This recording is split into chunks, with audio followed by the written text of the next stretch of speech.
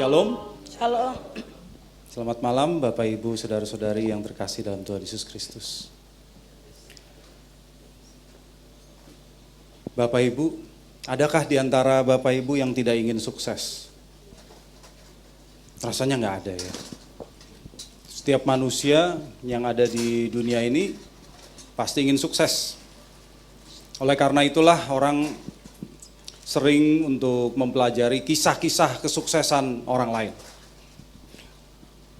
Banyak orang yang ingin belajar dari orang lain tentang bagaimana mereka bisa menjadi orang sukses.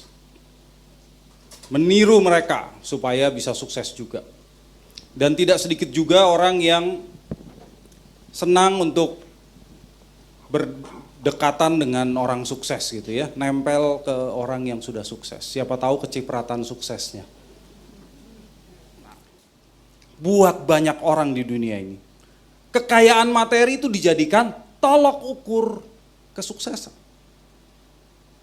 Kekayaan materi mereka nilai sebagai tolok ukur kesuksesan. Tapi tidak semua begitu tentunya.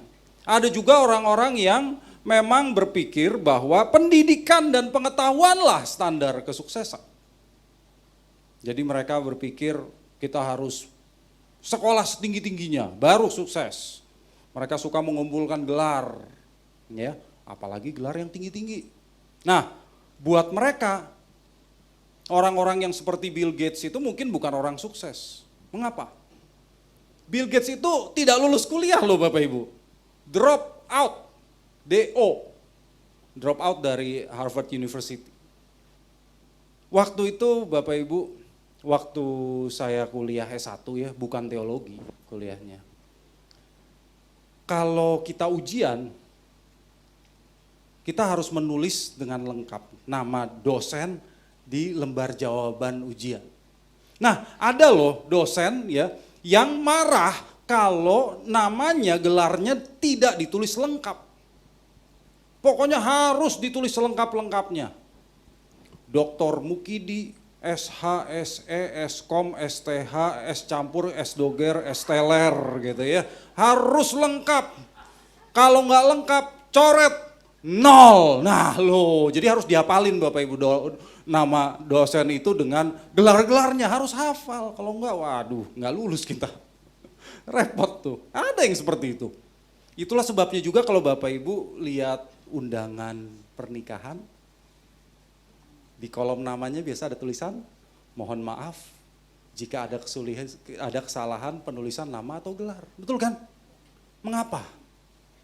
Karena ada Bapak Ibu orang-orang yang merasa tersinggung kalau gelarnya ditulis salah.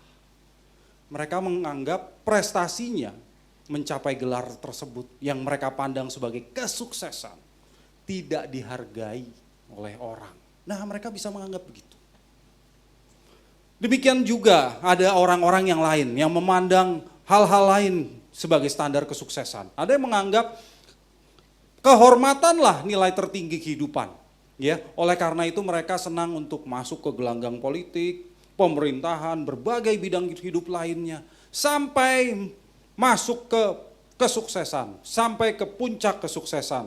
Dan kalau mereka sampai ke puncak yang satu, nggak puas dia. Udah sampai di sini, nggak puas, cari puncak yang lebih tinggi. Ya, carinya puncak yang lebih tinggi, nggak puas. Jadi dari ini Bapak Ibu kita lihat bahwa sukses itu relatif. Sukses itu relatif, tidak mutlak. Bagi setiap orang suksesnya itu beda-beda, nggak mutlak. Dan lebih dari relatif. Sukses itu bergerak Bapak Ibu. Bergerak. Artinya, misalnya tadi kita kuliah mencapai gelar sarjana S1. Rasanya sudah puas, sukses. Wah, aku sudah sukses gitu ya. Kalau ngelihat anak-anak SMA yang masih belum lulus itu, waduh, aku rasanya lebih sukses dari mereka. Begitu temannya ngambil S2, waduh, dia mulai ngerasa, wah, aku belum sukses nih, temanku S2. Lalu dia memutuskan, saya juga kuliah S2. Begitu mencapai gelar S2, lihat temannya yang lain ngambil S3, nggak puas lagi dia. Saya harus kuliah ambil S3. Gitu kan? Begitu terus. Tapi ada juga orang yang sudah S3 tapi tidak merasa sukses karena S3-nya SD, SMP, SMA. Ya. Bapak Ibu saudara-saudara yang dikasihi Tuhan. Atau kalau sukses itu mungkin berdasarkan penghasilan. Ada orang yang penghasilannya 5 juta merasa dirinya sukses. Kenapa? Oh, lebih tinggi daripada UMK DKI. Lebih tinggi, sudah sukses lah lumayan. Begitu dia lihat temennya, waduh penghasilannya lebih tinggi. Jabatannya, posisinya lebih tinggi. Nggak mau kalah dia. Wah, saya juga harus berhasil. Tapi itu terjadi terus Bapak Ibu. Bahkan sampai penghasilannya 50 juta pun dia tidak akan puas. Pasti dia akan berusaha lagi, lebih lagi. Sehingga akhirnya pengertiannya jadi gelap. Pengertiannya jadi gelap. Sudah tidak bisa membedakan yang mana keinginan, mana kebutuhan. Tidak bisa membedakan yang mana citra diri, yang mana kepantasan. Enggak bisa dibedakan lagi. Gelap. Itulah yang dianggap kesuksesan menurut dunia, Bapak Ibu. Orang-orang yang disebut sukses menurut dunia adalah mereka yang mampu mencapai apa yang mereka inginkan. Dalam hal kekayaan, status, kedudukan, kekuasaan. Kalau mereka mencapai, orang dunia mengatakan mereka itu sukses. Bagi dunia, orang-orang yang dianggap sukses adalah yang bisa menikmati kehidupan di dunia ini dengan nyaman. Dikagumi banyak orang, dipuji, dihormati banyak orang. Nah, itulah orang sukses menurut dunia. Tapi perhatikan Bapak Ibu saudara-saudara yang dikasihi Tuhan. Bahwa kesuksesan menurut dunia itu benar-benar hanya berhubungan dengan kehidupan di dunia hari ini. Nah, masalahnya bagaimana nanti kalau si orang sukses itu meninggal? Paling mereka cuma dikenang sebagai orang sukses. Dikenang sebagai orang sukses, begitu saja. Contohnya CEO Apple ya yang meninggal tahun 2011 namanya Steve Jobs. Dikenang sebagai orang yang luar biasa sampai hari ini. Mengapa? Dia bisa menyelamatkan perusahaan yang tinggal 90 hari lagi uangnya habis, bangkrut. Tinggal sisa 90 hari. Hampir bangkrut, dia masuk ke perusahaan itu dan dia menyelamatkan perusahaan itu. Hari ini perusahaan itu yaitu Apple, nilai pasarnya, kapitalisasi pasarnya 815 miliar dolar. Kalau dirupiahkan 11.000 triliun rupiah. Jadi kalau Bapak Ibu mau beli perusahaan Apple, sediakan uang 11.000 triliun. Baru bisa beli. Ya, jelas itu salah satu dari jasanya Steve Jobs. Jasanya dia. Tapi orang lupa saat meninggal itu Steve harus berhadapan dengan Sang Hakim Agung. Berhadapan dengan Tuhan Sang Hakim Agung. Dan ketika dia berhadapan dengan Tuhan nanti, apakah Sang Hakim Agung itu memandang dia sebagai orang sukses atau orang gagal? Nah, itu yang perlu kita perkarakan Bapak Ibu. Kita semua juga akan menghadap dia, menghadap Sang Hakim Agung itu. Dan di saat itu juga Bapak Ibu, kita juga akan dinilai. Bagaimana selama hidup kita di dunia? Sukses atau gagal? Itu akan dinilai nanti. Ukurannya berbeda dengan ukuran dunia tadi Bapak Ibu. Ukuran kesuksesan bagi anak Tuhan adalah hidup dalam persekutuan dengan Tuhan dan pengabdian kepadanya, ya. Persekutuan dengan Tuhan, persekutuan dengan Tuhan dan pengabdian kepada Tuhan. Itulah ukuran sukses. Sehingga kalau kita sukses menurut ukuran Alkitab ini, kita bisa berkata, bagiku hidup adalah Kristus dan mati adalah keuntungan. Dengan sepenuh hati, dengan tidak ragu, dengan sesungguhnya dari hati kita. Bukan karena kita baca ayat Alkitab kita baca begitu, tapi kita tahu bahwa itulah kehidupan kita.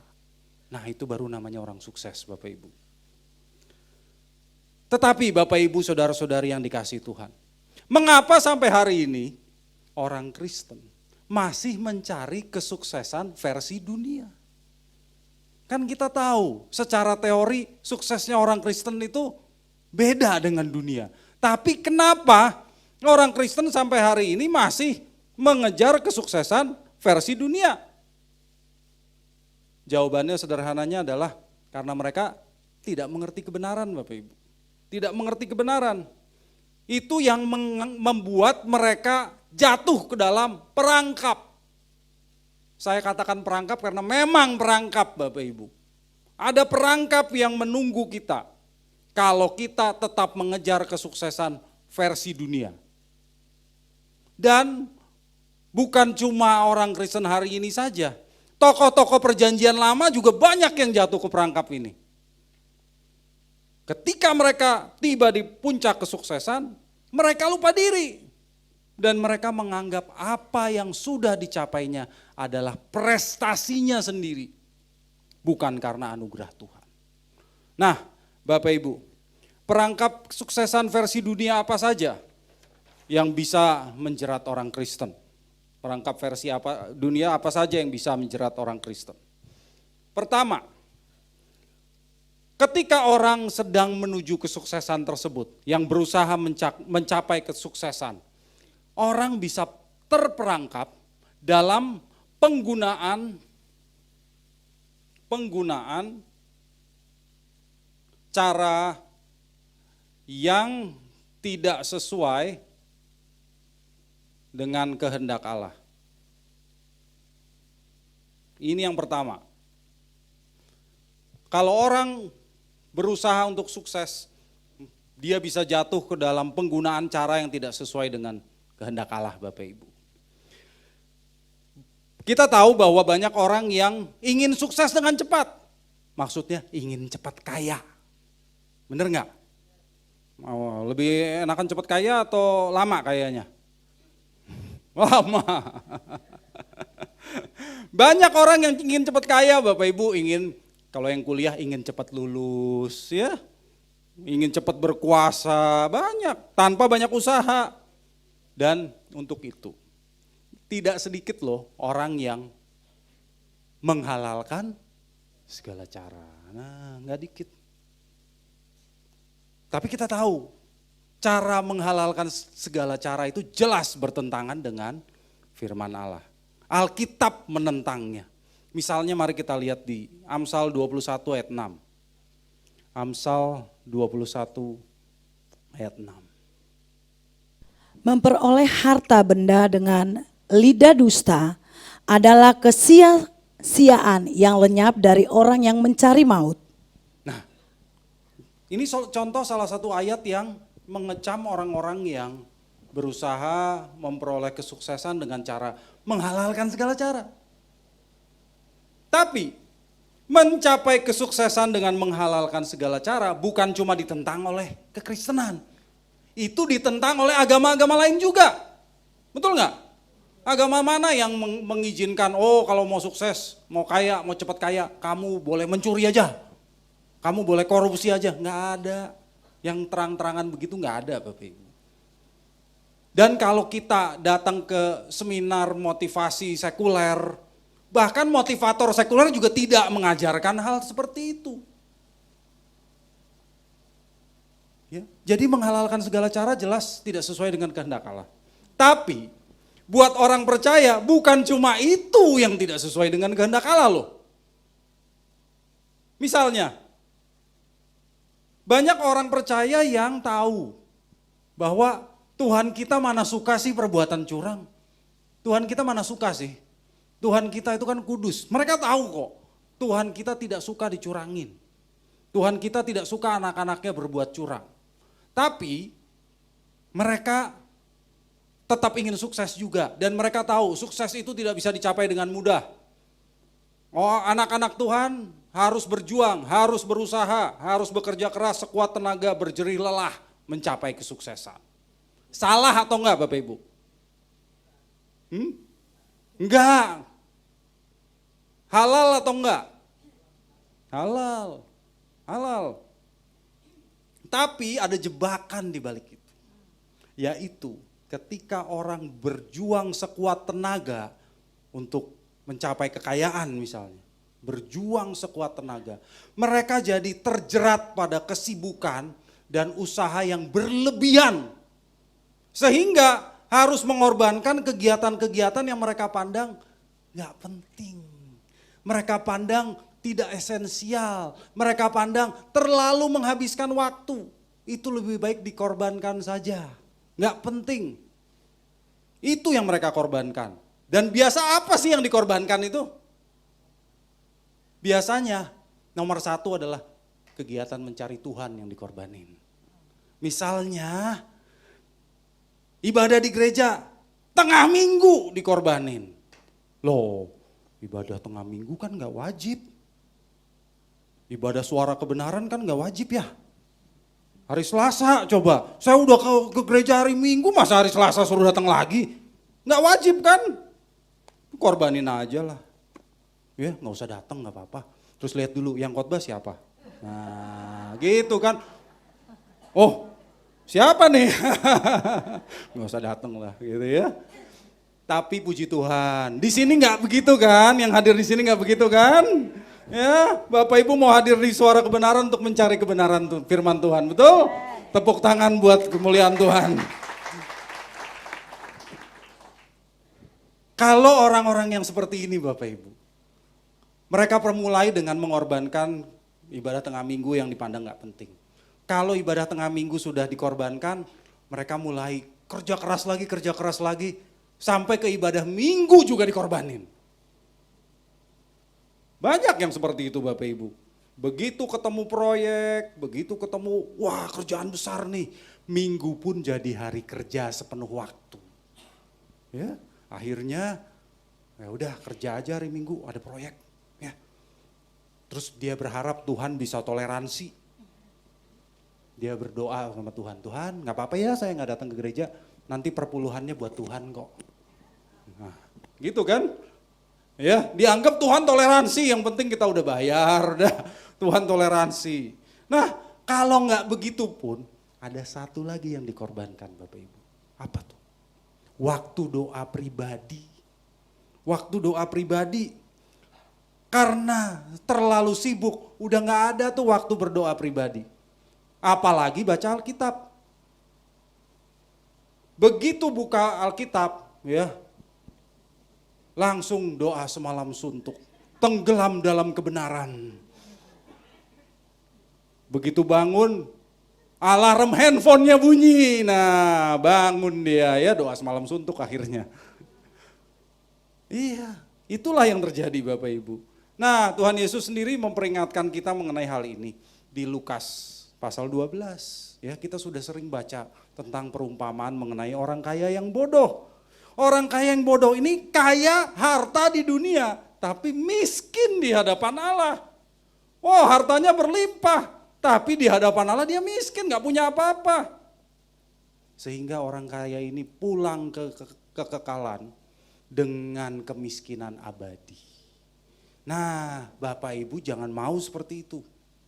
Jangan mau seperti itu, jangan sampai kita pulang ke kekekalan dengan kemiskinan. Karena itu Bapak Ibu, mari kita selama masih ada kesempatan di dunia ini, kita kumpulkan harta di surga, bukan harta di bumi. Amin? Amin. Nah itu yang pertama tadi. Yang kedua Bapak Ibu, orang yang mencapai sukses banyak yang terjebak, yaitu tetap tidak merasakan kebahagiaan. Inilah jebakan yang kedua. Sekalipun dia sudah sukses, dia tetap tidak merasakan kebahagiaan. Bapak Ibu saudara-saudari yang dikasihi Tuhan, itulah jebakan Bapak Ibu. Begitu sampai di puncak dan dia berharap bisa bahagia, ternyata kebahagiaan yang didambakannya itu tidak bisa diperoleh. Seperti kata Blaise Pascal, ya, ilmuwan dari abad ke-17, di dalam diri manusia ada rongga yang tidak terhingga, yang tidak bisa diisi oleh siapapun kecuali Tuhan sendiri. Jadi orang tidak bisa bahagia kalau hatinya itu tidak diisi oleh Tuhan. Tapi orang yang sukses tidak merasa begitu. Dia merasa dengan kesuksesannya itulah dia bisa bahagia. Kita bisa mempelajari ini dari seorang tokoh perjanjian lama, yaitu Raja Salomo.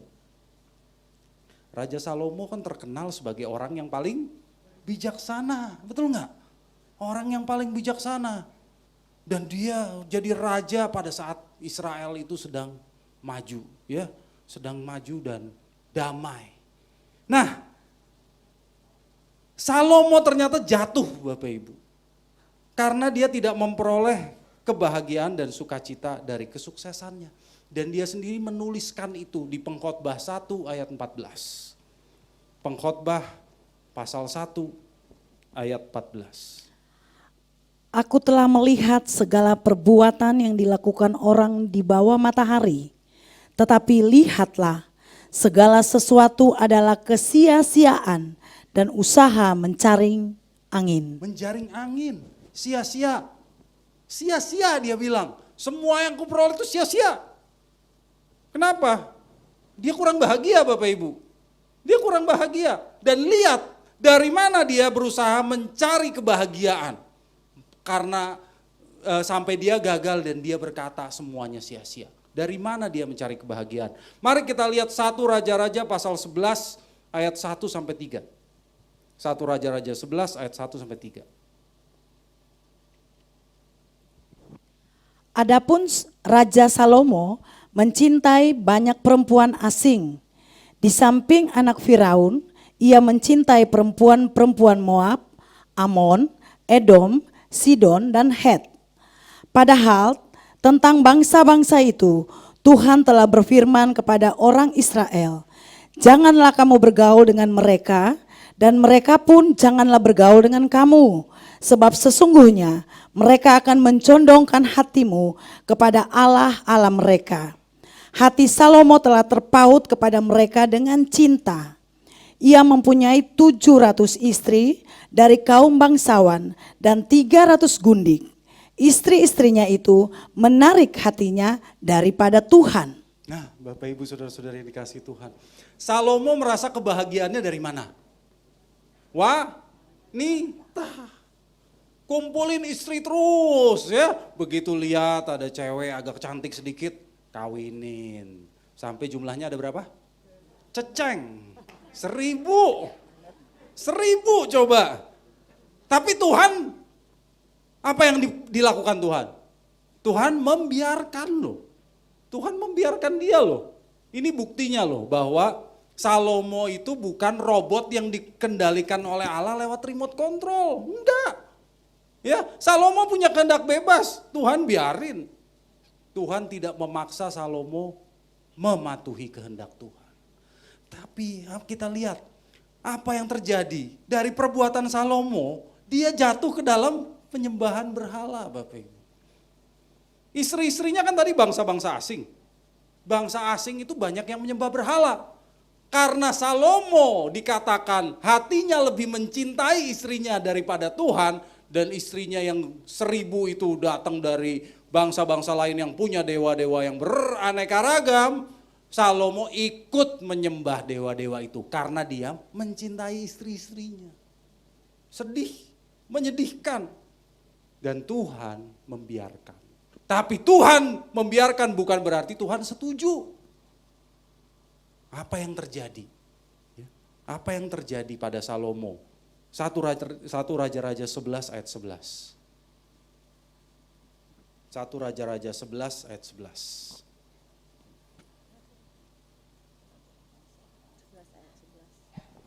Lalu berfirmanlah Tuhan kepada Salomo, oleh karena begitu kelakuanmu, yakni engkau tidak berpegang pada perjanjian dan segala ketetapanku yang telah kuperintahkan kepadamu, maka sesungguhnya aku akan menggoyahkan kerajaan itu daripadamu dan akan memberikannya kepada hambamu.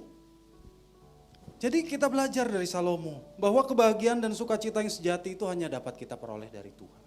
Ya, sekaya apapun kita tanpa Tuhan nggak bakal bahagia Bapak Ibu. Tapi kalau kita menaruh kebahagiaan kita hanya pada Tuhan, maka kita akan berkata, Tuhan Engkau kebahagiaanku, sukacita dalam hatiku. Apapun terjadi di hidupku, Tuhan Yesus cukup bagiku. Nah, beda Bapak Ibu kalau orang yang sukacitanya pada Tuhan dengan sukacitanya pada kesuksesannya. Sangat bahagia, sangat berbeda Bapak Ibu. Yang ketiga, sesudah dia mencapai kesuksesan, jiwanya ternyata belum puas. Jiwanya tidak puas-puas, itu jebakan yang berikutnya. Tadi kita sudah lihat bahwa kesuksesan itu bergerak. Kalau di luar Tuhan, orang pasti tidak bisa puas akan apa yang dicapainya. Orang gak ada yang bisa puas kalau di luar Tuhan Bapak Ibu. Sehingga orang akan merasa saya bisa meraih lebih, saya bisa lebih dari ini, saya harus lebih dan lebih lagi. Akibatnya dia disesatkan oleh jiwanya sendiri. Kita lihat lagi salah satu tokoh yang tidak puas di perjanjian lama.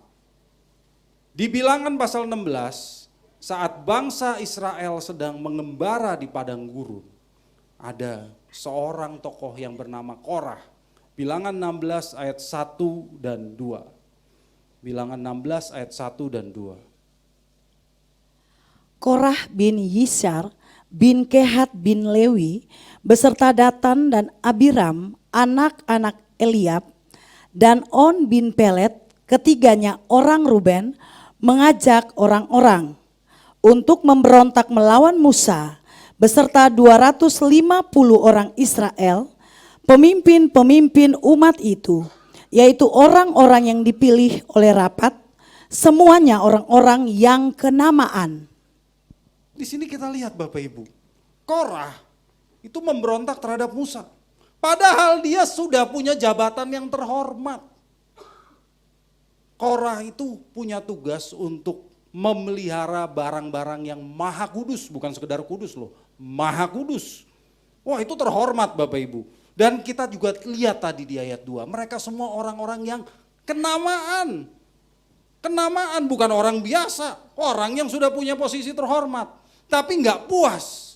Dan dia mengajak 3 orang suku Ruben, yaitu Datan, Abiram, dan On. Ya. Kemudian menghasut 250 orang pemimpin umat Israel untuk memberontak terhadap Musa. Orang-orang yang sudah kenamaan, sudah punya posisi, nggak puas, masih ingin punya kedudukan yang lebih tinggi. Mereka mau kedudukannya Musa itu jadi milik mereka. Nggak puas Bapak Ibu. Dan kalau kita lihat di kitab Bilangan, apa yang terjadi atas mereka? Tuhan langsung menghukum mereka. Caranya Tuhan membelah bumi dan mereka semua dengan harta bendanya dan keluarganya masuk hidup-hidup ditelan bumi. Bapak Ibu tahu nggak kalau orang Arab memanggil Korah itu Karun. Makanya harta terpendam kita kenal harta Karun. Ya itu hartanya si Korah maksudnya gitu loh. Karena si Korah itu dengan hartanya masuk ke dalam bumi. Nah kalau orang menemukan harta terpendam itu hartanya si Korah, harta Karun namanya. Itu asal kata itu loh ya. Jadi kita lihat Bapak Ibu, bahwa orang yang mencari kepuasan dari dunia tidak akan pernah bisa puas. Orang yang mencari kepuasan dari dunia tidak akan pernah bisa puas. Sekalipun orang lain memandangnya sukses.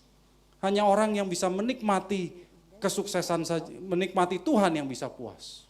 Hanya orang yang punya Tuhan yang tidak haus lagi. Hanya orang yang punya Tuhan dan menikmati Kristus yang bisa berkata, yang kuingini Engkau saja, tinggal dalam kehendak rencanamu. Pisahkan diriku dari dunia ini, semakin ku damba kerajaanmu. Jadi Bapak Ibu, saudara-saudari yang dikasihi Tuhan, jangan kita mau terjebak. Jangan mau jadi permainan iblis. Jangan mau tidak puas terus. Berlabuhlah hanya kepada Tuhan, maka kita akan puas. Amin. Jebakan yang keempat. Setelah orang sukses, dia menuntut penghormatan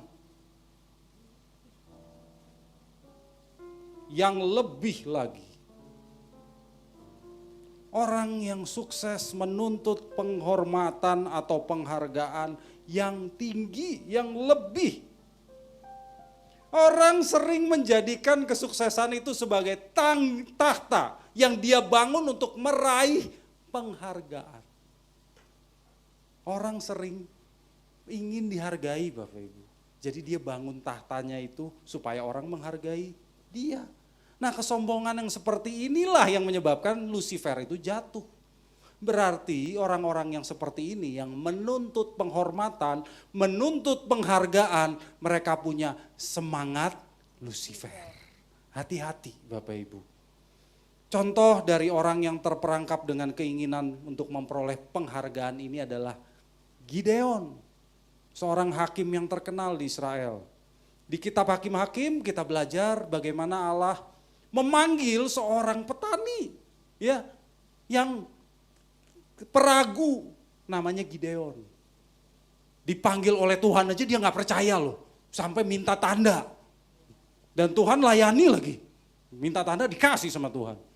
Nah, akhirnya Tuhan mentransformasi, mengubah si Gideon itu jadi pahlawan perang yang gagah berani. Dan Gideon maju hanya dengan 300 orang bisa mengalahkan orang Midian. Gideon bisa menyelamatkan bangsa Israel.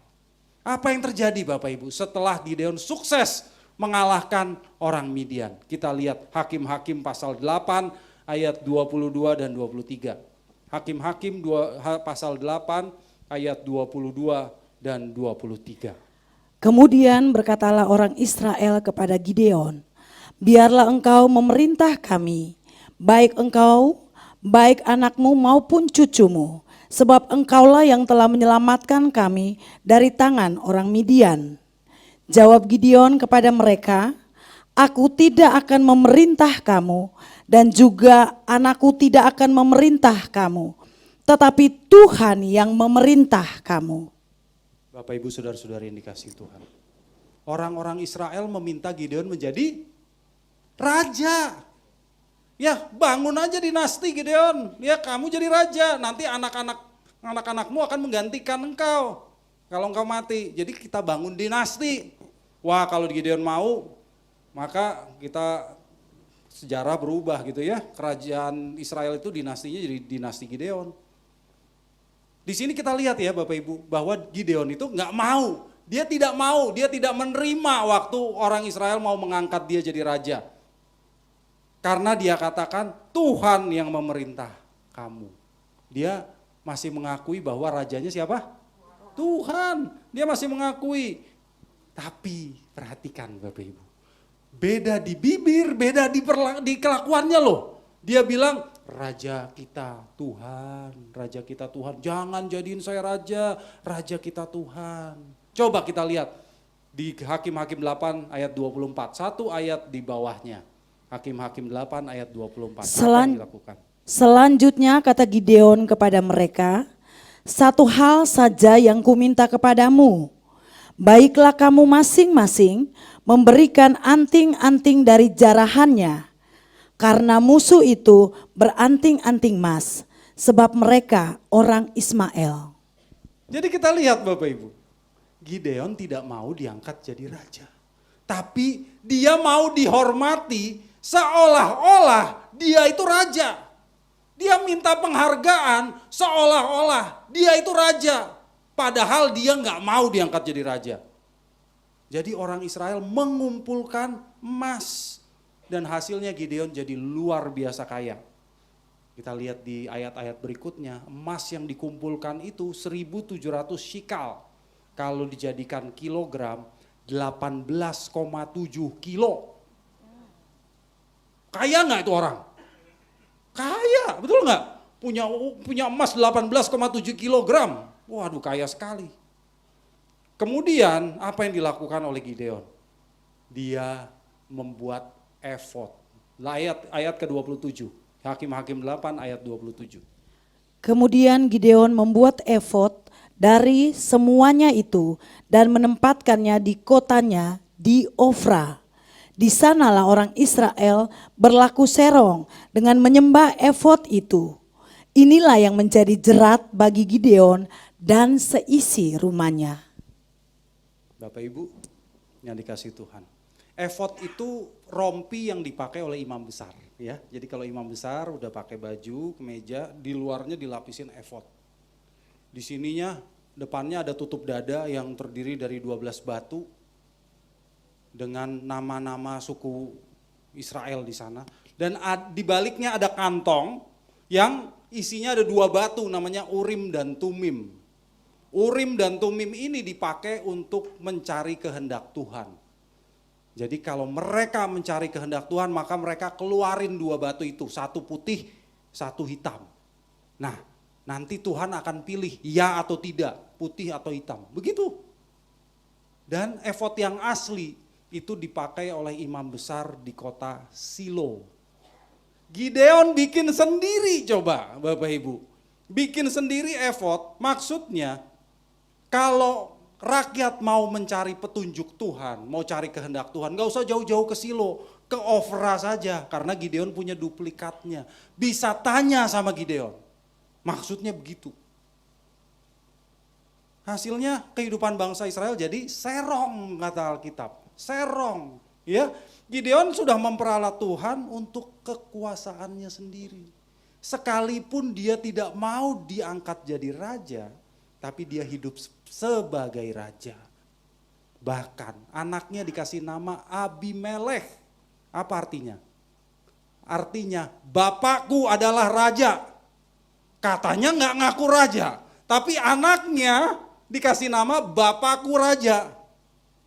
Jadi dia itu nggak merasa dirinya raja, Bapak Ibu, meskipun dia tidak mau diangkat jadi raja.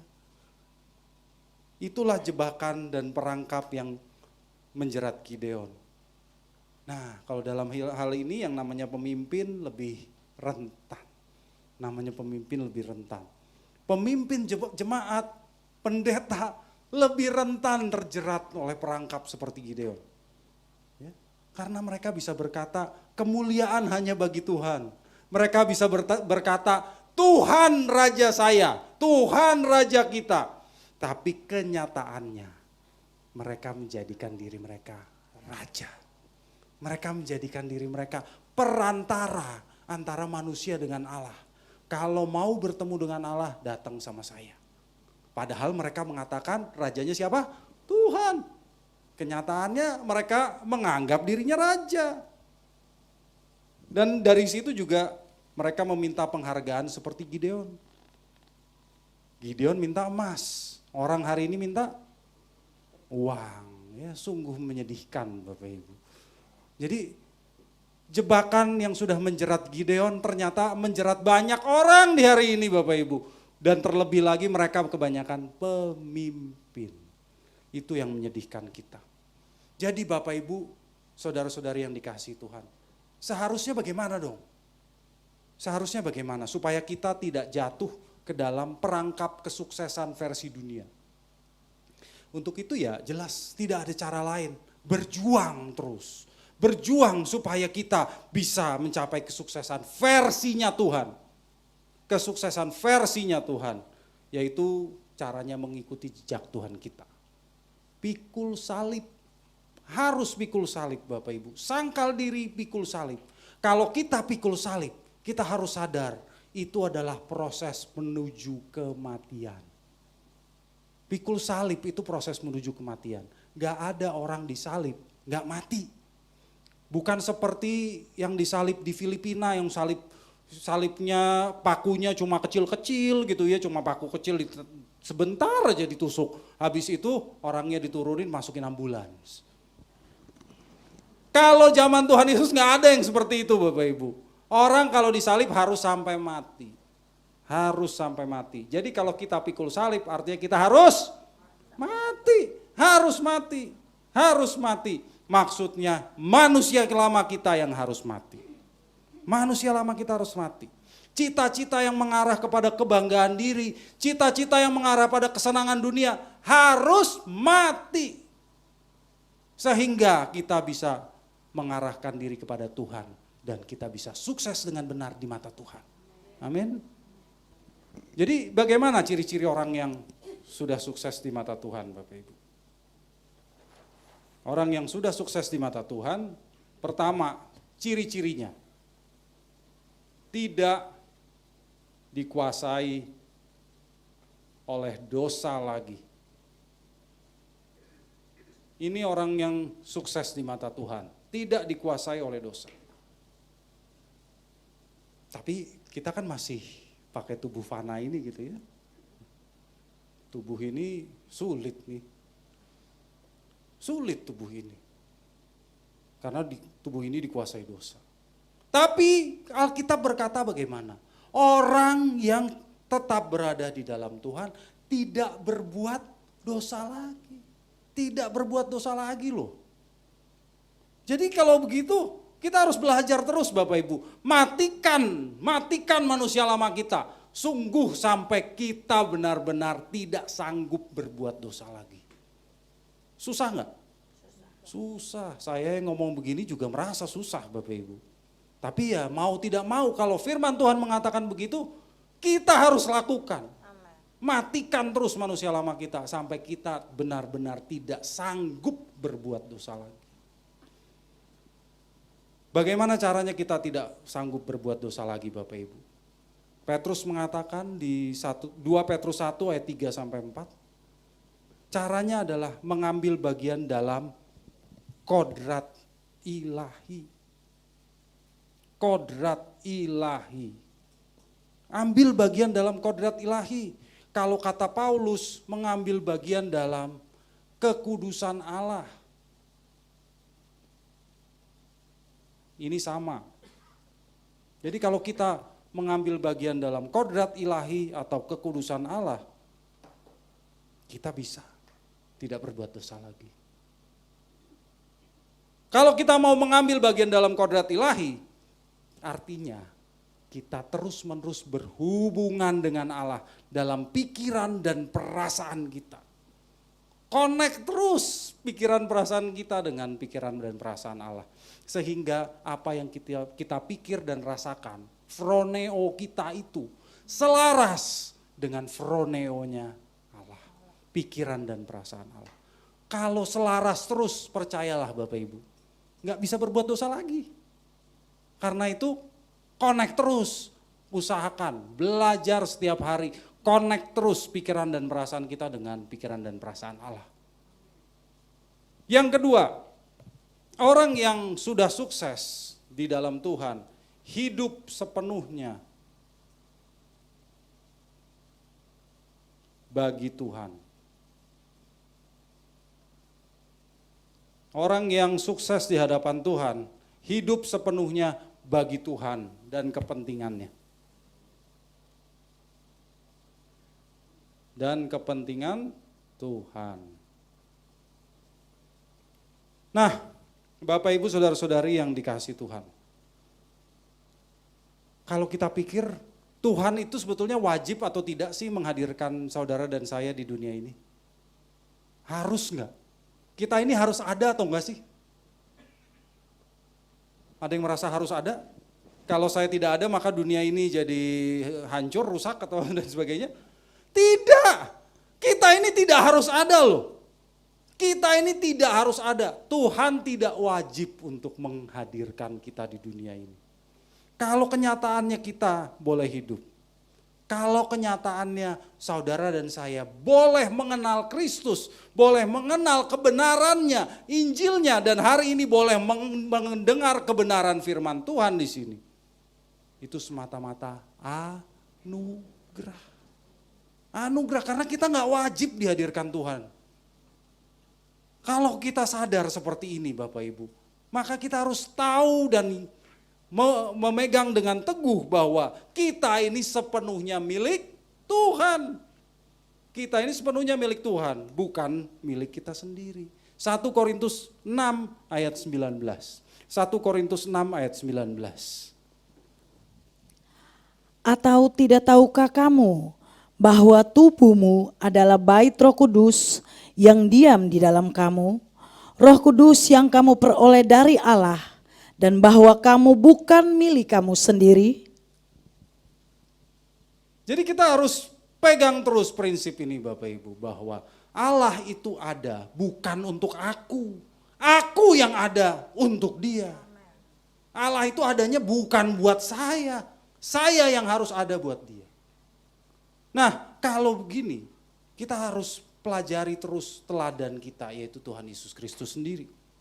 Yang selalu berkata bahwa hidupnya di dunia ini adalah untuk melakukan kehendak Bapa dan menyelesaikan pekerjaannya. Kita harus teladani Tuhan Yesus Bapak Ibu. Karena semua umat pilihan itu diinginkan Allah untuk bisa hidup seperti Kristus. Tentu ini membutuhkan proses pendewasaan yang panjang dalam hidup ini. Seumur hidup kita harus disita untuk hal tersebut. Supaya kita bisa melakukan kehendak Allah bukan karena kewajiban. Jangan sampai kita merasa saya melakukan kehendak Allah karena saya wajib. Bukan. Sampai kita sadar bahwa itu adalah kodratnya kita. Memang saya milik Tuhan. Saya harus punya kodrat ilahi. Dan dari kodrat itu saya harus melakukan kehendak Allah. Bukan karena kewajiban, bukan karena saya takut dihukum, bukan. Memang saya harus melakukan kehendak Allah. Itu yang kedua Bapak Ibu. Dan berikutnya yang terakhir. Orang yang sukses di hadapan Tuhan. Kok biru, saya ganti hitam aja. Mengarahkan diri sepenuhnya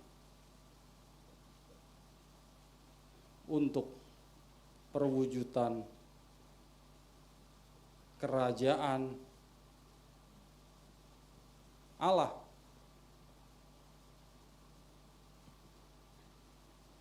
Mengarahkan diri sepenuhnya untuk perwujudan kerajaan Allah. Bapak Ibu saudara-saudara yang dikasihi Tuhan, ketika kita berdoa di doa Bapa kami, datanglah kerajaanmu.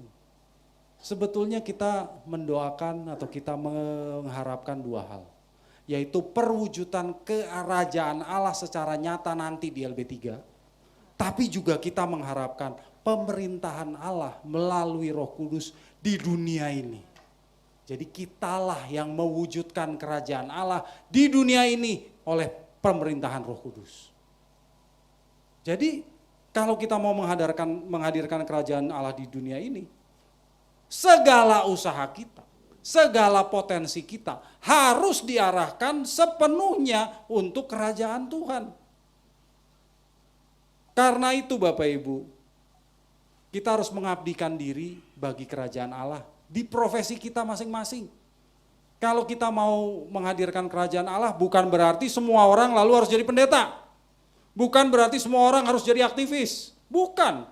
Profesi saudara apa? Hadirkan kerajaan Allah di sana. Kalau saudara menghadirkan kerajaan Allah di profesi saudara, saudara sukses. Karena itu buat anak muda ya, anak muda yang hadir di sini. Kalau nanti mau cari profesi ya, mau cari pekerjaan, cari usaha, coba tanya Tuhan. Di mana dan cara bagaimana Tuhan aku harus mengabdi kepadamu? Tanya Tuhan.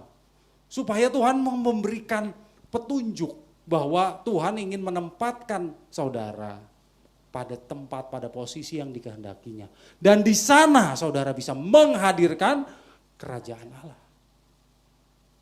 Jadi Bapak Ibu saudara-saudara yang dikasihi Tuhan, tidak ada pekerjaan yang tidak rohani kalau motivasinya untuk kemuliaan Tuhan. Semua pekerjaan itu rohani kalau motivasi kita untuk kemuliaan Tuhan. Dalam pekerjaan atau bisnis kita harus terus berurusan dengan Allah, berurusan dengan firman Tuhan. Sehingga kebenaran firman Tuhan bisa menerangi seluruh segi hidup kita, termasuk profesi kita apa, termasuk bisnis kita apa, usaha kita apa, semuanya harus diterangi oleh firman Tuhan. Itulah orang sukses Bapak Ibu. Nah karena itu Bapak Ibu saudara-saudari yang dikasihi Tuhan. Sekali lagi tadi, ukuran kesuksesan menurut Tuhan adalah persekutuan dengan Tuhan dan pengabdian kepadanya. Persekutuan dengan Tuhan dan pengabdian kepadanya, itulah ukuran kesuksesan. Karena itu anak Tuhan nggak boleh untuk membawa konsep kesuksesan menurut dunia tadi ke dalam wilayah anak Tuhan. Jangan. Hasilnya adalah perangkap yang bisa menjebak kita. Hati-hati. Anak Tuhan harus punya pembaharuan pikiran supaya arah hidupnya benar, konsep hidupnya benar, dan konsep yang salah itu bisa membinasakan, karena itu kita harus buang semuanya. Semua konsep yang salah kita singkirkan. Dan Bapak Ibu saudara-saudari yang dikasihi Tuhan, jangan merasa gagal kalau hari ini kita belum bisa meraih apa yang ditawarkan dunia. Tapi jangan juga merasa berhasil kalau kita hari ini sudah punya banyak harta. Jangan merasa berhasil kalau kita hari ini sudah punya pendidikan tinggi. Jangan merasa berhasil kalau hari ini kita sudah punya kekuasaan, kedudukan yang tinggi. Tapi hendaklah kita berjuang terus dalam sekolah kehidupan di bumi ini. Sehingga pada saatnya kelak kita sampai ke puncak kesuksesan yang sebenarnya Bapak Ibu. Itulah saat kita tiba di rumah Bapa dan menerima mahkota abadi. Tidak ada kesuksesan yang lebih besar daripada itu Bapak Ibu saudara-saudari yang dikasihi Tuhan. Bapak Ibu ingin sampai ke rumah Bapa dan Tuhan memberikan mahkota abadi kepada Bapak Ibu? Puji Tuhan. Amin.